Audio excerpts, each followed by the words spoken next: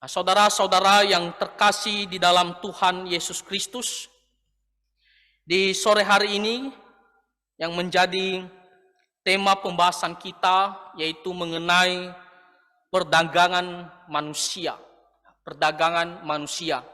Berhubung karena ini bulan Agustus, kita merayakan hari kemerdekaan negara kita yang ke-78, dan tentunya juga kita melihat beberapa dosa yang terjadi dalam kehidupan sosial, dalam kehidupan masyarakat kita, dan kita mau melihat apa kata firman Tuhan. Nah, secara khusus di sore hari ini kita membahas tentang kejahatan perdagangan manusia. Nah, saudara-saudara, perdagangan manusia adalah suatu tindakan kejahatan. Kenapa? Karena merekrut sejumlah orang atau beberapa orang, lalu kita jual dia dengan maksud untuk hal yang jahat, dijadikan ada yang menjadi sebagai perbudakan untuk ditindas sebagai pembantu rumah tangga, ada juga yang dijual untuk menjadi seorang pelacur, menjadi perempuan yang tidak beres. Dan tentunya kita melihat bagaimana tujuan dari semuanya itu adalah untuk mencari keuntungan dari si pelaku yang melakukan perdagangan manusia. Nah, kalau kita melihat secara khusus dalam negara kita di Indonesia, itu terjadi banyak sekali kasus.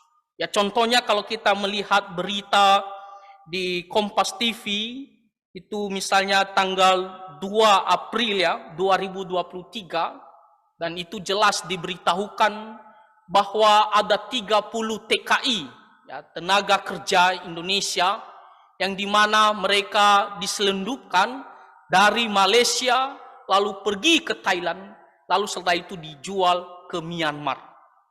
Dan itu sempat viral videonya. Kenapa? Karena 30 orang ini akhirnya membuat suatu video rekaman sendiri. Karena mereka sudah tidak sanggup lagi. Dan mereka mengatakan bahwa awalnya mereka dijanjikan untuk bekerja di suatu perusahaan yang legal. Tetapi apa yang terjadi? Mereka semuanya ditipu dan akhirnya dipekerjakan sebagai pembantu rumah tangga dan disiksa. Bahkan di video itu mereka mengakui mereka dipekerjakan kerja sampai 18 jam tiap hari. 18 jam itu adalah suatu waktu di mana tidak seharusnya sebagai seorang pekerja. Nah, kalau kita di Indonesia kan rata-rata bekerja 8 sampai 10 jam.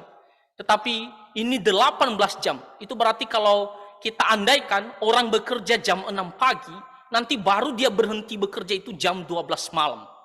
Itu sudah lewat batas dari waktu kerja. Nah, tetapi orang-orang ini karena mereka sudah tidak tahan, dipekerjakan sudah lewat batas, lalu perilaku terhadap mereka bukan lagi seperti seorang manusia. Mereka mengatakan hak-hak kami sebagai manusia itu tidak ada lagi. Mereka menangis, dan kalau kalian nanti tonton videonya, mereka itu berseru memohon Presiden Jokowi, tolong kami, selamatkan kami. Kami sudah tidak sanggup, kami bisa mati di sini. Nah, itu adalah berita tanggal 2 April di Kompas TV tahun 2023. Nah, kalau kita melihat lagi berita selanjutnya, misalnya pada tanggal 19 Juni, ini baru-barusan, 19 Juni kemarin tahun 2023 juga.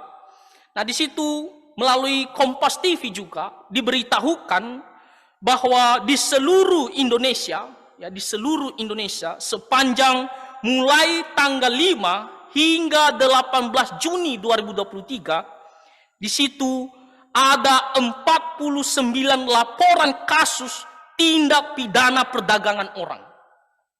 Ini barusan bulan Juni kemarin. Dikatakan mulai dari tanggal 5 sampai 18 Juni. Ya. Ada 49 laporan kasus tindak pidana yaitu perdagangan orang. Dan berapa jumlah orang yang menjadi korban dari kejahatan ini? Di sini di berita Kompas TV diberitahukan mencapai 1.553 orang. Bayangkan saudara-saudara. Berasal dari berbagai daerah, ada yang dari Kalimantan, ada yang dari Jakarta, dari Medan, dari Aceh, dari semua 1.500 lebih ini ya berasal dari beberapa daerah. Lalu apa yang menjadi ya kerja orang-orang ini yang menjadi korban ini? Nah, kembali lagi ya itu dijadikan sebagai ya pembantu rumah tangga untuk disiksa ya, melebihi daripada seorang pekerja, dan juga ada yang dijadikan sebagai perempuan pelayan. Dan memang rata-rata yang menjadi korban ini di sini dikatakan adalah perempuan dan anak dari 1.500 ya lebih orang ini yang menjadi korban perdagangan manusia. Nah, di sini kita melihat ya, perdagangan manusia ini juga ya, dianggap sebagai penindasan kepada orang-orang lemah. Kenapa? Karena kita melihat orang-orang ini adalah orang-orang yang tidak berdaya, orang yang mau mencari kehidupan, tapi mereka ya dijual dan tujuannya untuk mendapat keuntungan, dan orang-orang ini ditindas ya, disiksa, mereka tak berdaya. Nah, kita melihat tadi di berita dikatakan bahwa sampai mereka berseru kepada presiden kita agar mereka ditolong. Itu adalah orang-orang yang lemah, orang-orang yang tidak bisa berbuat apa-apa. Inilah kejahatan daripada perdagangan manusia. Menjual orang dengan tujuan keuntungan mereka, dan mereka memperlakukan orang-orang itu untuk ditindas, untuk disiksa. Nah, saudara-saudara, perdagangan manusia ini ya begitu terkenal, viral di Indonesia, dan kita tahu ini adalah kejahatan sosial. Oleh karena itu kita mau melihat ya bagaimana pandangan Alkitab terhadap kejahatan ini. Ya, tadi saya sudah katakan ini bukan hanya kejahatan menjual orang, tetapi juga kita melihat bagaimana ya orang-orang lemah ini ditindas. Orang-orang yang tidak berdaya ini disiksa. Nah, sebagai orang-orang Kristen, kita mau melihat apa kata firman Tuhan. Apakah kita boleh ya pergi menindas orang-orang lemah? Apakah kita boleh menjual orang-orang ini ya untuk maksud jahat dan untuk mencari keuntungan pribadi kita? Nah, inilah yang kita akan pelajari melalui firman Tuhan di sore hari ini. Dan kalau kita melihat yang pertama di dalam firman Tuhan, di sini di kitab Mazmur, kita mau melihat apa kata firman Tuhan di kitab Mazmur tentang tindakan terhadap orang-orang yang lemah, orang-orang yang tidak berdaya. Nah, di sini dikatakan di Mazmur pasal 12 ayat 5, oleh karena penindasan terhadap orang-orang yang lemah, oleh karena keluhan orang-orang miskin, sekarang juga aku bangkit, firman Tuhan, aku memberi keselamatan kepada orang yang menghauskannya. Jelas sekali, ini adalah sebuah kecaman dan pembelaan Tuhan kepada orang-orang yang lemah. Di sini dikatakan karena penindasan, ya, disiksa, ditindas kepada orang-orang yang lemah, maka Tuhan akan bangkit, ya, dikatakan dia akan memberi keselamatan kepada orang yang lemah ini. Ini adalah bentuk pembelaan Tuhan kepada orang-orang yang lemah ini. Jadi bukan orang-orang lemah ya ditindas, dijual untuk kepentingan atau keuntungan kita, bukan. Tuhan Allah kita mengatakan Dia akan membela mereka. Dia akan bangkit memberikan keselamatan bagi mereka. Jadi tindakan menindas orang-orang lemah itu adalah tindakan kejahatan di mata Tuhan. Karena Tuhan sendiri mengatakan Dia membela. Bukan menindas, tetapi membela, menyelamatkan mereka. Jadi Tuhan memperhatikan orang-orang ini. Ya. Meskipun secara manusia ya mereka melakukan secara diam-diam. Ada yang ketahuan, ada yang tidak ketahuan. Tapi Tuhan melihat, Tuhan Maha Tahu. Dan Tuhan mengatakan di kitab Mazmur, karena penindasan ini, maka Dia akan bangkit memberikan keselamatan bagi mereka. Lalu kalau kita melihat lagi di Mazmur pasal 82 ayat 3, di situ dikatakan, berilah keadilan kepada orang yang lemah dan kepada anak yatim, belalah hak orang sengsara dan orang yang kekurangan. Ini adalah perintah Tuhan kepada kita umat Tuhan, khususnya orang-orang Kristen. Di sini dikatakan, berilah keadilan, belalah hak orang sengsara dan hak orang yang kekurangan. Oh, kita melihat kejahatan perdagangan ini bukan membela, bukan menolong. Tadi saya sudah sebutkan di berita itu, awalnya mereka menjanjikan sebuah pekerjaan yang bagus, bahwa ada perusahaan mereka akan dipekerjakan di situ. Tapi apa yang dilakukan pada akhirnya? Menjual orang ini untuk ditindas, untuk disiksa, bukan memberikan pertolongan bagi mereka. Mereka ini adalah orang-orang yang kekurangan. Bukannya kita menolong mereka supaya mereka bisa lepas daripada kesulitan, tapi malah tujuannya untuk ditindas. Di sini firman Tuhan mengatakan, berilah keadilan kepada orang yang lemah. Jangan curi haknya. Jangan ambil haknya. Jangan tindas dia. Bela dia. Berikan keadilan. Dikatakan belalah hak orang yang sengsara. Orang yang kekurangan, orang yang membutuhkan. Kita harusnya ada, hadir bagi mereka. Untuk memenuhi apa yang menjadi kebutuhan mereka. Bukan sebaliknya kita pergi menjual mereka dan membiarkan mereka ditindas, disiksa. Nah, ini adalah perintah Tuhan kepada kita semua manusia, dan secara khususnya kita adalah orang-orang yang percaya. Nah, itu adalah dari firman Tuhan di kitab Mazmur. Kalau kita melihat lagi firman Tuhan di kitab Amsal, di situ dikatakan oleh firman Tuhan, Amsal pasal 14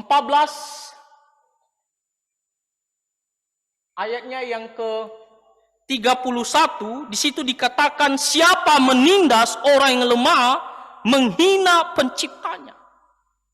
Nah, kita manusia semua itu diciptakan segambar dan serupa dengan Allah. Tidak ada perbedaannya. Segambar dan serupa dengan Allah. Nilai kita di hadapan Tuhan itu sama. Maka kita tidak boleh pergi menjual orang ataupun menindas orang. Itu berarti kita menghina pencipta kita. Yang dimana dia menciptakan kita sama di matanya. Sama-sama berharga.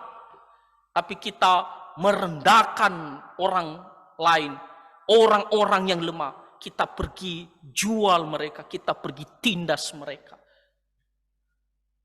Di sini dikatakan, siapa menindas orang yang lemah, menghina penciptanya. Jadi secara tidak langsung kita itu berurusan dengan Tuhan. Kita bisa lari dari orang tersebut, bersembunyi, tapi kita diperhatikan oleh Tuhan. Kita berurusan dengan Tuhan. Di sini dikatakan, tetapi siapa menaruh belas kasihan kepada orang miskin, memuliakan dia. Nah sebaliknya, orang yang memperhatikan, menolong orang-orang lemah ini. Orang-orang ini juga mereka tidak mau ya pergi bekerja, pergi mencari uang di luar sana kalau mereka itu sudah terpenuhi semuanya. Ada banyak orang pergi mencari kerja karena dia kekurangan. Dia membutuhkan ya untuk makan, untuk kebutuhan anak-anaknya. Jadi kita sebagai orang-orang Kristen di sini dikatakan jangan menindas orang-orang yang lemah ini.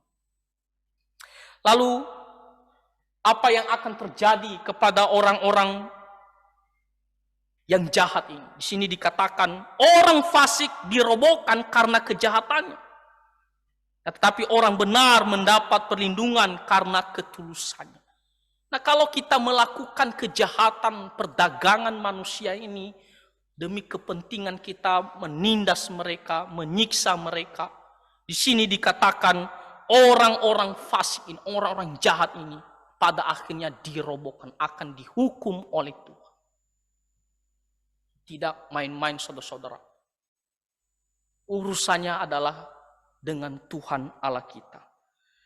Aku kita baca lagi di kitab Amsal pasal 22 ayat 22 sampai 23 di sini dikatakan janganlah merampasi orang lemah karena ia lemah dan janganlah menginjak-injak orang yang berkesusahan di pintu gerbang. Nah, ini orang-orang lemah tapi kamu pergi cari keuntungan, kamu jual dia dan kamu biarkan dia bekerja sampai melebihi batas. Kamu siksa dia. Di sini dikatakan jangan kamu merampasi orang lemah. Karena ia lemah, dia tidak berdaya. Orang-orang yang diselundupkan itu, dijual itu adalah orang-orang yang tak berdaya. Sampai di sana kebanyakan mereka itu tak tahan, mau keluar tak bisa. Dia tak berdaya. Makanya zaman sekarang harapan satu-satunya kalau memang tidak ada jalan keluar lagi, yaitu seperti buat video, viralkan di media sosial. Yang mudah-mudahan orang-orang yang punya kuasa memperhatikan dan menolong mereka. Karena mereka sudah tak berdaya, tak bisa berbuat apa-apa. Dikatakan mereka lemah, jangan rampasi mereka. Jangan menginjak orang yang berkesusahan di pintu gerbang. Nah kalau kita melihat di Israel, ya pada saat itu dalam mencari keadilan mereka akan berkumpul di pintu gerbang dan para tua-tuanya mereka akan ya berdiskusi dan akhirnya mereka akan memutuskan perkara juga di situ. Jadi harusnya di situ diberikan ya haknya keadilan untuk mencari keadilan baginya. Tapi di sini dikatakan ya justru diinjak-injak orangnya. Dia tidak mendapatkan keadilan di situ. Nah, saudara-saudara, di sini jelas sekali firman Tuhan mengatakan, ya jangan kita menginjak-injak ya orang-orang yang benar-benar berkekurangan ini, orang-orang yang lemah ini, orang-orang yang tidak berdaya ini. Kenapa? Lihat dikatakan di sini, sebab Tuhan membela perkara mereka dan mengambil ya nyawa orang yang merampasi mereka. Lihat kecaman Tuhan kepada orang-orang yang melakukan kejahatan ini. Jadi orang-orang yang melakukan perdagangan manusia, penindasan kepada orang lemah ini, mereka anggap biasa-biasa saja. Lihat apa kata Tuhan. Ya. Mengambil nyawa orang yang merampasi mereka. Hukumannya tidak main-main. Tuhan akan memberikan hukuman yang keras kepada mereka. Mereka tidak akan luput daripada penghukuman Tuhan. Ya. Orang-orang ini bisa saja mereka tindas. Tapi ingat, hukuman yang lebih berat dari situ mereka akan dapatkan daripada Tuhan Allah. Orang-orang yang melakukan kejahatan. Lalu kalau kita membaca di kitab Ulangan pasal 24 ayat 7, apa kata firman Tuhan di sini? Apabila seseorang kedapatan sedang menculik orang, salah seorang saudaranya dari antara orang Israel, lalu memperlakukan dia sebagai budak dan menjual dia. Nah, ini kata menjual dia, ya. Di kitab Ulangan pasal 24 ayat 7. Maka haruslah penculik itu mati. Demikianlah harus kau hapuskan yang jahat itu dari tengah-tengahmu. Jikalau seseorang dikatakan di sini, ya, dia menculik seseorang. Nah, itu perdagangan manusia itu seperti ya menculik itu sebenarnya. Diam-diam. Dia menipu orang-orang yang mengatakan, ya ini mau kerja di sini. Dan akhirnya diam-diam, bukan itu, bukan kerja di tempat yang baik. Di sini dikatakan, lalu dijadikan sebagai budak, ya, disiksa, dan di sini dikatakan menjual dia, ya, memperdagangkan dia kepada orang lain untuk ambil keuntungan dan untuk dibiarkan ya jadi orang yang ditindas. Di sini dikatakan maka haruslah dia mati. Sama seperti apa yang dikatakan di kitab Amsal tadi. Ya, ayat yang ke-23. Tuhan akan mengambil nyawa orang yang merampasi mereka. Nah, jadi kita jangan pergi melakukan kejahatan ini ya, dengan memperdagangkan ya, manusia, menyelundupkan orang-orang untuk dijadikan sebagai ya ada yang bekerja yang ditindas, ada yang menjadi pekerja yang tidak baik. Dan tujuannya untuk mendapatkan keuntungan dari mereka. Di sini dikatakan jangan kamu menjual, ya, menjual dia maka dia harus mati. Nah, saudara-saudara, bukan hanya di zaman dulu, ya, di zaman sekarang lebih parah lagi ya kejahatan perdagangan manusia ini. Tadi saya sudah katakan di awal. Tanggal 5 sampai 18 saja, hanya dalam beberapa hari, dalam berita Kompas TV mengatakan sampai 49 laporan. Bahkan di Batam sempat viral, ada satu kasus ya, yang dianggap sebagai rohaniawan, karena dia membongkar kejahatan perdagangan manusia. Dan itu sampai viral di Batam ini. Jadi memang itu ada ya. Ada di mana-mana. Ada kejahatan seperti demikian. Nah, kalau kita membaca di kitab para nabi ya. Di kitab Yesaya pasal 10 ayatnya yang kedua sampai ketiga dikatakan untuk menghalang-halangi orang-orang lemah mendapat keadilan dan untuk merebut hak orang-orang sengsara di antara umatku, supaya mereka dapat merampas milik janda-janda dan dapat menjara anak-anak yatim. Nah, kalau kita melihat ayat yang pertama, di situ berbicara tentang para penguasa yang membuat ketetapan-ketetapan, perintah-perintah, hukum-hukum, yang dimana tujuannya untuk menghalang-halangi orang lemah mendapat keadilan. Artinya untuk menindas orang-orang lemah, orang-orang yang tidak berdaya. Dikatakan supaya mereka dapat merampas milik janda-janda dan dapat menjara anak-anak yatim. Lalu apa yang akan terjadi terhadap mereka di sini dikatakan di ayat yang ketiga, apakah yang akan kamu lakukan pada hari penghukuman dan pada waktu kebinasaan yang datang dari jauh? Kepada siapakah kamu hendak lari minta tolong dan di manakah hendak kamu tinggalkan kekayaan? Pada waktunya di sini dikatakan akan datang hari penghukuman itu. Lalu bagaimana mereka bisa lari dari penghukuman Tuhan itu? Kepada siapa mereka minta tolong? Lalu harta mereka yang kumpulkan dari kejahatan itu, bisakah menolong mereka? Takkan bisa. Tuhan begitu marah kepada orang-orang yang menindas orang-orang lemah ini. Lalu kalau kita melihat lagi di kitab Amos, Amos pasal 2 ayat 7 dan ayat 13, di sini dikatakan mereka menginjak-injak kepala orang lemah ke dalam debu dan membelokkan jalan orang sengsara. Anak dan ayah pergi menjamah seorang perempuan muda sehingga melanggar kekudusan namaku.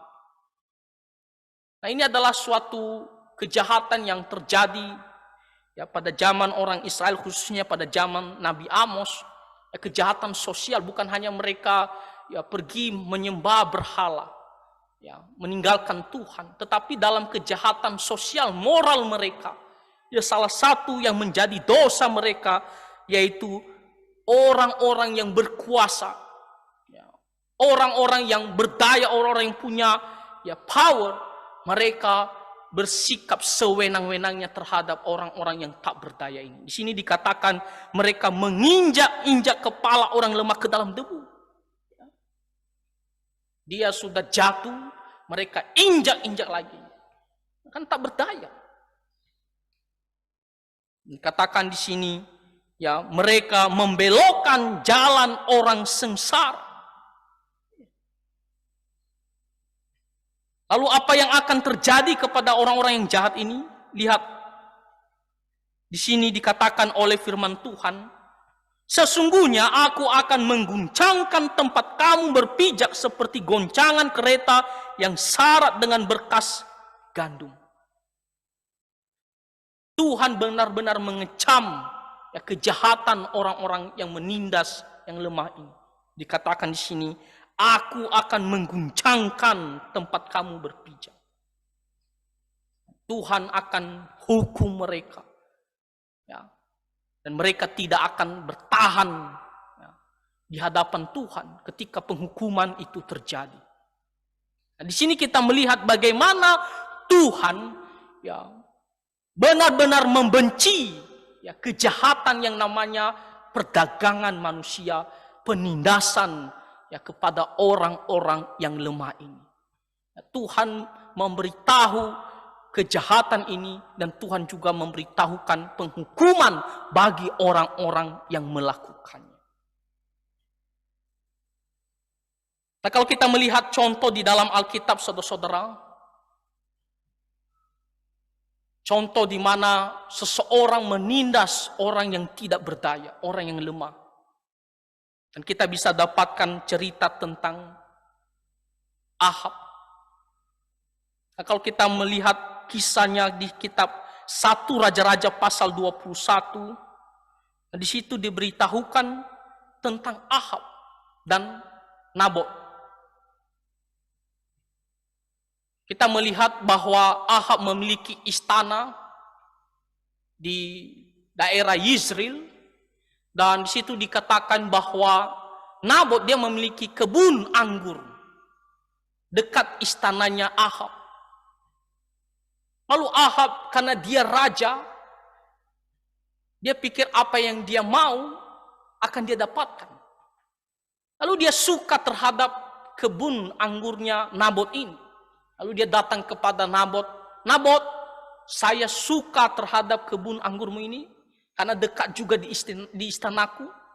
Jadi jual kepada saya, ya, kasih ke saya.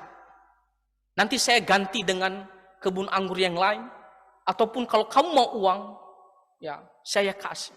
Nah, sebatas itu tidak masalah. Tapi ketika Nabot mengatakan, ya raja jauhlah daripadaku untuk melakukan hal itu. Kenapa? Karena kebun anggur itu adalah milik pusakanya, warisan. Jadi si Nabot dia tidak mau jual. Dia tidak mau berikan kepada Raja Ahab meskipun mau dibeli dengan harga yang besar. Dia tidak mau jual. Nabot itu hanya rakyat biasa yang memiliki kebun anggur itu. Lalu apa sikap daripada Raja Ahab. Apakah dia terima? Tidak. Dia memaksakan kehendaknya. Dia mau, harus dia dapatkan kebun anggur itu. Jadi dia pulang ke rumah, lesu. Firman Tuhan mengatakan dia tidak mau makan. Orang mengatakan sekarang galau karena apa yang menjadi keinginannya itu tidak tercapai. Karena dia pikir raja, harus dia dapatkan. Jadi karena Nabot tidak mau menjual kepada dia, dia menjadi galau.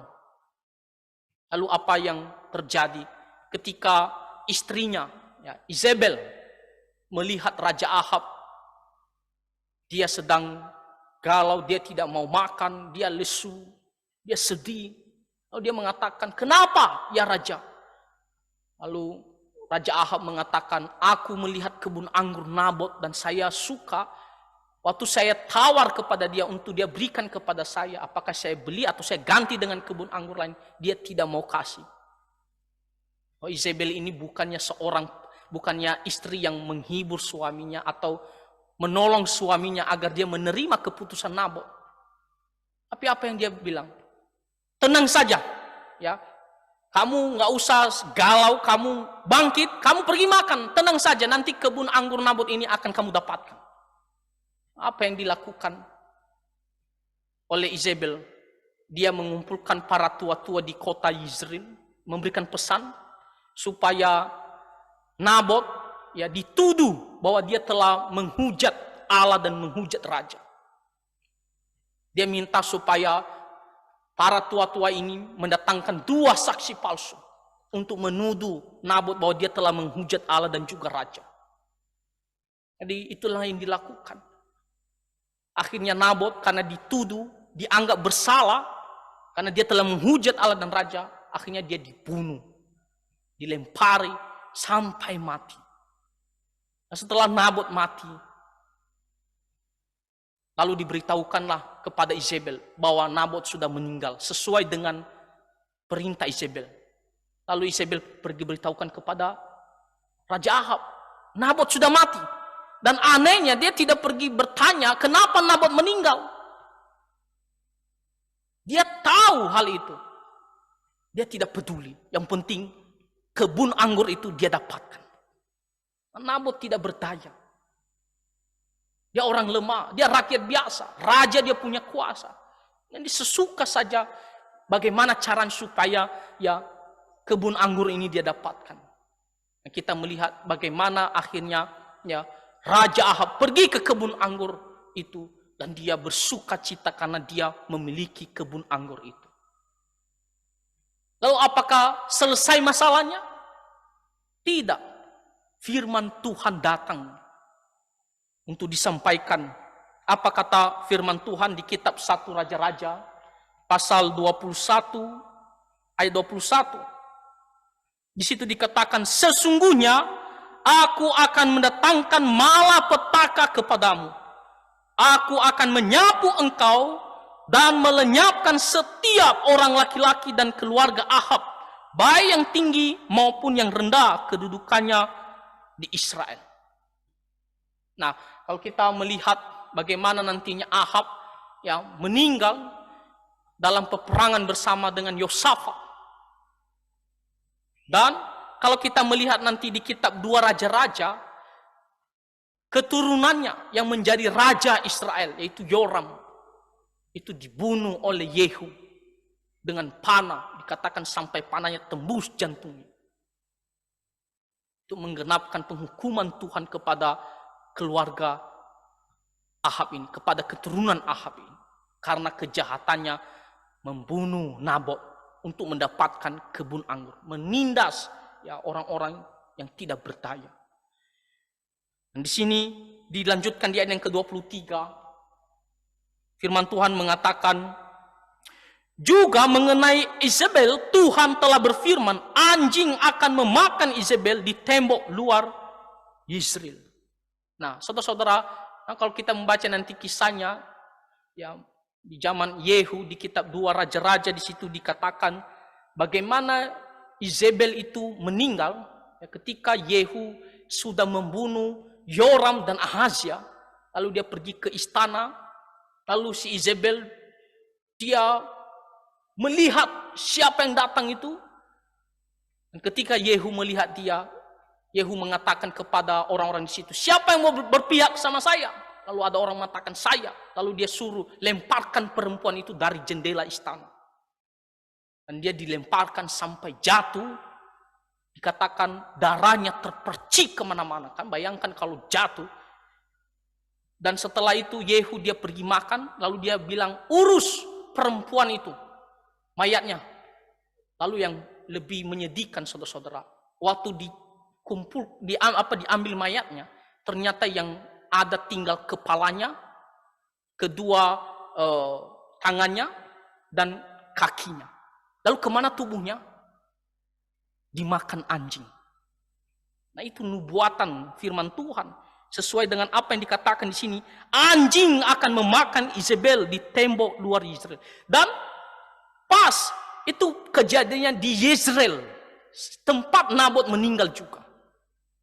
Yoram yang keturunan Ahab. Raja Israel. Dia juga dipanah mati di Yezreel itu. Di Nabot itu.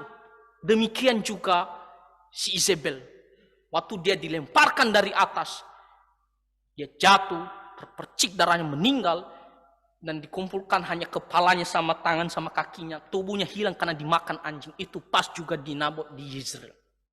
Bagaimana Tuhan ya benar-benar mengecam kejahatan, menindas orang-orang lemah ini.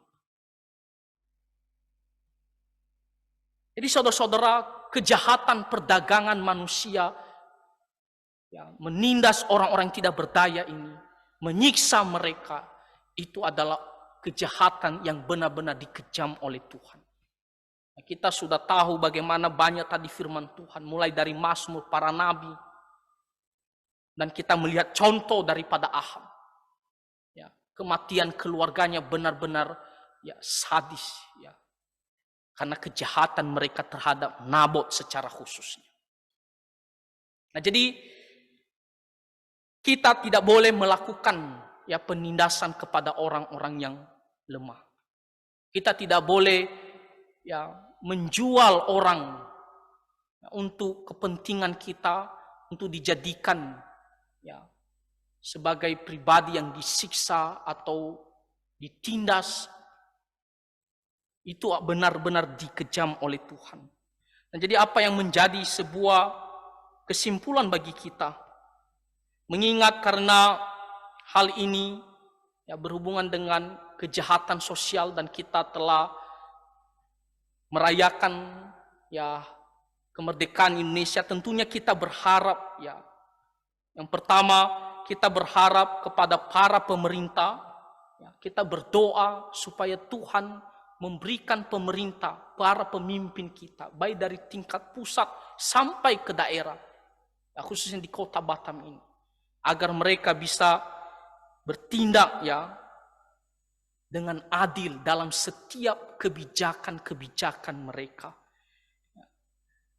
Bahkan dalam menangani kasus-kasus penindasan, kita berdoa supaya mereka juga bisa bertindak dengan tepat dalam menangani kasus-kasus.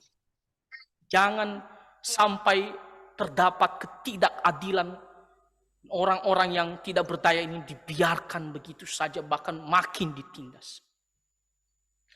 Lalu yang kedua yang menjadi pelajaran bagi kita, yaitu kita sebagai orang-orang Kristen, ya, kita harus ingat ya, kita tidak boleh memperdagangkan orang, menindas orang, menyiksa orang-orang yang lemah. Nah, itu harus kita kasih tahu dan kita harus ingat hal itu. Karena ini adalah perintah firman Tuhan. Jangan main-main sama Tuhan. Tuhan begitu benci terhadap orang-orang lemah. Ya. Tuhan mendengar seruan mereka. Ya, jadi di sini dikatakan ya kita harus benar-benar bertindak dengan tepat kepada mereka. Ya, tidak ada keadilan bagi orang-orang yang memperdagangkan manusia, tidak ada. Ya, orang yang sama nilainya dengan kita jual mereka, jadikan mereka sebagai budak, sebagai disiksa. Nah, itu adalah kejahatan ya di mata Tuhan. Lalu yang terakhir, ya, mari kita juga menyuarakan ya, kita menyuarakan kepada para ya pemerintah dan masyarakat secara luas, kepada semua ya, supaya kita tidak bersikap menindas orang-orang lemah. Jadi bukan hanya kepada kita orang-orang Kristen, tapi kepada siapa saja ya. Kalau kita tahu orang tersebut dia bertindak dengan tidak adil, tidak baik kepada orang ini, maka kita juga bisa kasih tahu bahwa hal itu adalah kejahatan. Kita tidak boleh melakukannya. Kita sebagai ciptaan Tuhan, kita sama nilainya di mata Tuhan, berharga di mata Tuhan. Jadi kita tidak boleh menindas orang lain, karena Tuhan memperhatikan. Nah, jadi saudara-saudara, itulah tema firman Tuhan yang kita bahas di sore hari ini, yaitu mengenai perdagangan manusia atau penindasan kepada orang-orang yang tidak berdaya. Jadi mari kita perhatikan firman Tuhan yang telah kita dengarkan dan kita melakukannya. Ya, kita memiliki kasih kepada seseorang, kepada orang lain. Ya, seperti lagu kita tadi. Ya, mari kita bersikap kasih kepada orang. Ya, bukan menindas mereka, tapi mengasihi mereka. Ya, Tuhan kiranya memberkati kita. Mari kita bersatu di dalam doa. Bapa Surgawi, kami bersyukur untuk firman-Mu di dalam bersikap terhadap orang lain, bahwa kami tidak boleh melakukan kejahatan seperti memperdagangkan orang lain ataupun menindas orang-orang lemah. Tuhan, kami berdoa supaya sebagai anak-anak Tuhan kami memiliki kasih, kami berbuat baik kepada orang lain.